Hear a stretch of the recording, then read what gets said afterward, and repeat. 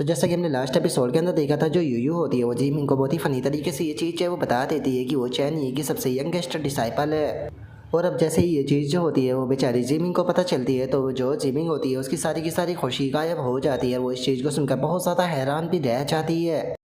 जिसके बाद में अब हमारा व्यू जो होता है वो स्टेरियो स्काई एंशिएंट सिटी की जो मेन सिटी होती है वहाँ पर आ जाता है,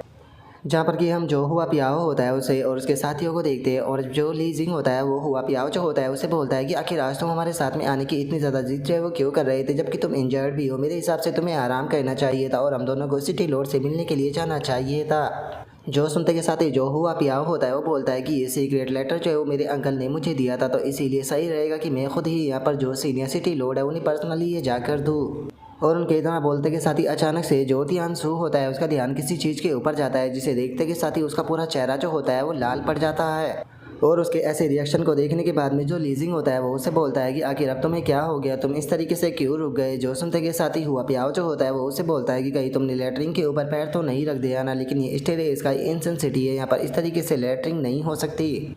जो सुनते के साथ ही तियानसू जो होता है वो उन लोगों से बोलता है कि एक बार जरा उस तरफ देखो, ये तो सिस्टर किनजियान है ना, और उसके साथ में उस खूबसूरत लड़की को तो देखो जिसके बारे में मैंने तुम्हें बताया था, जो कि बिल्कुल मेरी आंट की तरह दिखाई देती है जिस टाइम पर मेरी आंट यंग थी। जो सुनते के साथ ही अब जो हुआ पियाओ होता है उसका ध्यान भी जो होता है वो किनजियान के ऊपर चला जाता है, जिसे देखते के साथ ही वो भी किनजियान को आवाज़ लगाने लगता है। जो देखकर किनजियान जो होती है वो भी उसकी तरफ देखने लगती है।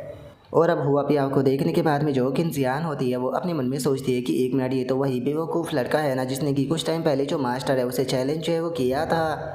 और अब किनजियान के इतना सोचते के साथ ही जो जियाओ नैन होती है वो किनजियान से पूछती है कि ये लड़का जो है वो देखने में थोड़ा फैमिलियर जो है वो लग रहा है, तो आंट मास्टर क्या आप इसे जानती हो। जो सुनते के साथ ही किनजियान बोलती है कि मैं उससे ज़रा बात कर आती हूँ, तुम लोग यहीं पर ही रुको। और अब इतना बोल कर किनजियान जो होती है वो मुस्कुराते हुए अपने हाथ के ऊपर एक स्पेल करते हुए उसकी तरफ आने लगती है। और जो हुआ पियाओ होता है वो हंसते हुए बोलता है कि सिस्टर किनजियान, काफ़ी टाइम हो गया जब से हम लोग जो है वो नहीं मिले। जो सुनते के साथ ही जो किनजियान होती है वो अपना जो स्पेल होता है उसे एक्टिवेट कर देती है, और एक्टिवेट करते हुए अपनी जो पावर होती है केवल उसका 20% ही इस्तेमाल करते हुए अपना जो पंच होता है वो बना लेती है। जो देखकर हुआ पियाओ को भी कुछ समझ में नहीं आता, लेकिन तभी जो किनजियान होती है वो सीधे खिंचाकर उसके मुंह के ऊपर एक पंच मार देती है, जिस कारण हम देखते हैं कि जो बेचारा हुआ पियाओ होता है वो हवा में उड़ जाता है। जो देखते के साथ ही तो उसके जो दोनों दोस्त होते हैं वो भी इस चीज़ को देखकर बहुत घबरा जाते हैं। जिसके बाद में अब जो किनजियान होती है वो भी सुकून की सांस लेते हुए बोलती है कि फाइनली मैंने अपनी मास्टर का जो बदला था वो ले लिया, अब मैं काफ़ी अच्छा फील जो है वो कर रही हूँ। और अब उसके इतना बोलते के साथ ही जो लीजिंग होता है वो टियानसू से बोलता है कि आखिर तुम यहाँ पर खड़े होकर किसका इंतज़ार कर रहे हो, हमें जल्दी से चलकर उस बेवकूफ़ को पिक जो है वो करना होगा। जो सुनते के साथ ही तियानसू जो होता है वो ब्लश करते हुए उसे बोलता है कि लीजिंग, मुझे ऐसा लगता है कि फाइनली मैंने उस लड़की को जो है वो ढूंढ लिया है जिसके साथ में मैं बूढ़ा होना चाहता हूँ। और उसके इतना बोलते के साथ ही हमें पता चलता है कि वो वहाँ पर जो किंग शुआन होती है उसकी बात कर रहा होता है। और जो तियानसू होता है वो लीजिंग जो होता है उसे बोलता है कि लीजिंग, जल्दी से मुझे मेरे बेटे का नाम जो है वो सजेशन करो ना, जो कि मैं अपने बेटे का नाम जो है वो फ्यूचर में रखूँगा, तुम्हें चिंता करने की कोई ज़रूरत नहीं। मैं तुम्हें और जो हुआ पियाओ है उन दोनों को अपने बेटे का गॉड फादर बनाऊंगा। जो सुनकर लीजिंग चिल्लाते हुए उससे बोलता है कि यहाँ पर बेफालतू के सपने देखना बंद करो।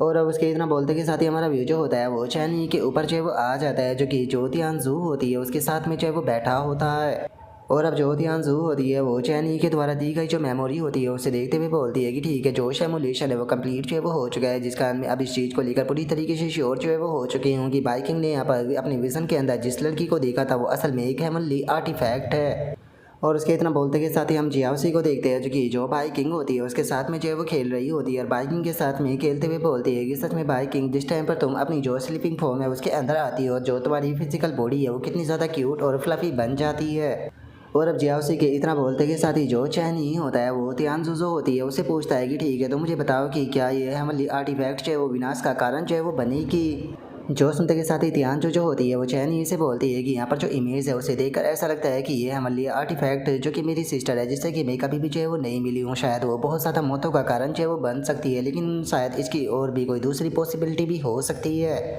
जो सुनते के साथ ही चैन ही जो होता है वो तियानसू जो होती है उसे बोलता है कि ठीक है, तुम्हारे माइंड के अंदर जो कुछ भी है तुम मुझसे बातें जो है वो कर सकती हो। जो सुनते के साथ ही जो ध्यान जू होती है वो उसे बोलती है कि यहाँ पर जो इमेज के अंदर डिस्ट्रैक्शन जो है वो देखा गया है, अगर उस डिस्ट्रैक्शन की बात की जाए तो उसका कारण यही है कि अपने आपने अपनी प्रिय को खो दिया, जिस कारण आपने जो डेमोनिक प्रोफेशन था उसे अपनाकर चारों तरफ डिस्ट्रैक्शन जो है वो करना शुरू कर दिया, जिस कारण चारों तरफ की ओर जो है वो मच चुका था और सब कुछ तबाह जो है वो हो चुका था। और उसके बाद में बाइकिंग के माइंड के अंदर जो ये विंग्स वाली हमारी आर्टिफैक्ट की लड़की है इसकी इमेज आई, तो क्या ऐसा हो सकता है कि ये पूरी सिचुएशन को बदलने की हो सकती है, क्योंकि इसके पास में एबिलिटी है कि ये मरे हुए को जिंदा कर सकती है। जो सुनते के साथ ही चैनी जो होता है वो उसे पूछता है कि क्या तुम इसे जानती हो। जो सुनते के साथ ही तियान जो होती है वो उसे बताती है कि हाँ, ओल्ड मैन ने यहाँ पर मुझे जो यंग टियान क्यों आई थी उसकी केयर करने के लिए बोला था, और उस टाइम पर एम्ब्रियो अवस्था में वहाँ पर 2% जो है वो मौजूद थे, और उन 2 एम्ब्रियो में से एक एम्ब्रियो जो है वो वाइट बॉल था। वैसे तो वो पूरी तरीके से फॉर्म जो है वो नहीं हुई थी, लेकिन उसके बाद भी उसके अंदर उसकी कॉन्शसनेस जो है वो डेवलप हो चुकी थी, जिसका जो सिंपल स्पिरिचुअल कम्युनिकेशन है वो संभव था। तो इसीलिए पास्ट में जिस टाइम पर भी मुझे टाइम मिला करता था तो मैं उससे बात करना जो है वो सिखाया करती थी अपने फ्री टाइम में, और उसी के साथ में उसे अपनी जो बाकी की सिस्टरें थी जो कि पूरे वर्ल्ड के अंदर मौजूद थी उनकी जो इंटरेस्टिंग स्टोरियाँ थी वो भी सुनाया करती थी। लेकिन जहाँ तक मुझे उसके बारे में याद है, मेरी अंडरस्टैंडिंग के मुताबिक वो अंधी थी और उसके 6 विंग्स जो है वो मौजूद थे, इसीलिए मुझे लगता है कि उसकी जो ट्रांसफॉर्मेशन है वो कुछ इसी प्रकार बनी होगी। जो सुनते के साथ ही चैनी जो होता है वो उसे बोलता है कि दो तुम कहना चाहती हो कि जो ये हेवनली आर्टिफैक्ट है इसकी मदद से जो वूलिंग है उसे बचाया जा सकता है, तो मुझे बताओ कि जो होनेरेबल मार्शल गॉड था आखिर वो यहाँ पर जो ये 2 हेवनली आर्टिफैक्ट थी उनकी जो एबिलिटी थी उससे क्या चाहता था। जो सुनते के साथ ही जो ध्यान जू होती है वो उसे बताती है कि वो इनसे टाइम एंड स्पेस को कंट्रोल जो है वो करना चाहता था, क्योंकि जो ओल्ड मैन था जिस टाइम पर उसने जो जियाओ जू है उसे बनाया था तो वो इस चीज़ को समझ गया था कि वो इसे कंट्रोल जो है वो नहीं कर सकता, क्योंकि वो पूरी तरीके से डिस्ट्रक्शन के लिए बनी थी। जिसके बाद में उसने इन 2 आर्टिफैक्टों को बनाया था। वो जानता था कि ये दोनों आर्टिफैक्ट जो है वो ध्यान जू के जितने पावरफुल तो नहीं है, लेकिन उसके बाद भी इनसे यहाँ पर जो काफ़ी सारी चीज़ें जो है वो की जा सकती थी, लेकिन उसके बाद भी किसी गलत कोर्स के हाथों में ये नहीं पड़नी चाहिए थी, नहीं तो इनसे बहुत ज़्यादा भी नुकसान हो सकता था। और अगर टाइम एंड स्पेस का फ्यूजन जो है वो कराया जाता है तो उससे क्या हो सकता है, मुझे लगता है कि और मैजेस्टी जो है वो इस चीज़ के बारे में जानते होगी। और अगर उस ओल्ड मैन के नाम की बात की जाए तो उसका नाम जो है वो सैंक्स था, और इस टाइम पर अगर उन दोनों ही हेवनली आर्टिफैक्ट की बात की जाए तो इस टाइम पर वे दोनों ही हेवनली आर्टिफैक्ट जो है वो क्लियरली हमारी साइड जो है वो नहीं है।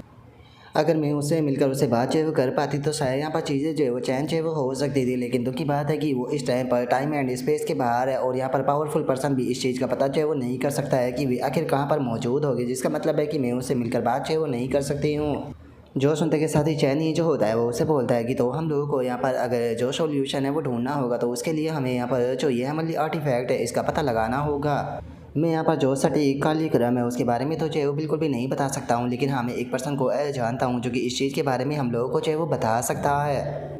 इसीलिए मुझे उस पर्सन से बात करने के लिए जो है वो जाना होगा। उम्मीद करता हूँ कि मैं उस पर्सन से ही कांटेक्ट कर पाऊँ, क्योंकि पिछले काफ़ी लंबे टाइम से मैंने जो है उस पर्सन से कांटेक्ट जो है वो नहीं किया है। पता नहीं कि वो मेरी बात को मानेगी भी या नहीं। और अब इतना बोलते के साथ ही चैनी जो होता है वो अचानक से अपने हाथ के ऊपर एक कट जो है वो लगा देता है, जो देखते के साथ ही जो तियानजू होती है वो उससे पूछती है कि और मैजेस्टी आप ये क्या कर रहे हो। और उसके इतना बोलते के साथ ही हम देखते हैं कि चैनी जो होता है वो अपने ब्लड को निकाल कर उससे कुछ बनाने लगता है, और जो तियानजू होती है उसे बोलता है कि अपनी जो रियल बॉडी है उसे बाहर निकालो। जो सुनते के साथ ही तियानजू जो होती है वो अपनी रियल बॉडी को बाहर निकाल लेती है, और चैनी जो होता है वो अपने ब्लड से टोटल 3 स्वॉर्ड बना देता है। और अब चैनी जो होता है वो चोंगहुआ को बताता है कि इंपेरल हेवन और चोंगहुआ रियलम जो है वो कभी भी जो है वो नहीं हार सकते। ये 3 ब्लड स्वॉर्डों के अंदर मैंने अपनी फुल अटैक पावर को डाला है, जिस टाइम पर मैंने अलेजमेंट को प्राप्त किया था इसके अंदर उस टाइम की पावर है,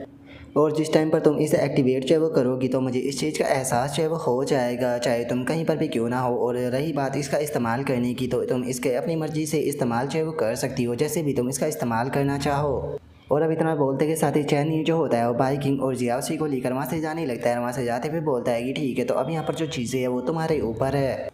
उम्मीद करता हूँ कि यहाँ पर चीज़ों को जिस तरीके से तुम प्रेडिक्ट जो है वो कर रही हो शायद उसी तरीके से हो। और अब चैनी के इतना बोलते के साथ ही हमारा व्यू जो होता है वो एंशिएंट स्टेरे स्काई सिटी का जो इमोर्टल डीमन पैलेस होता है वहाँ पर आ जाता है,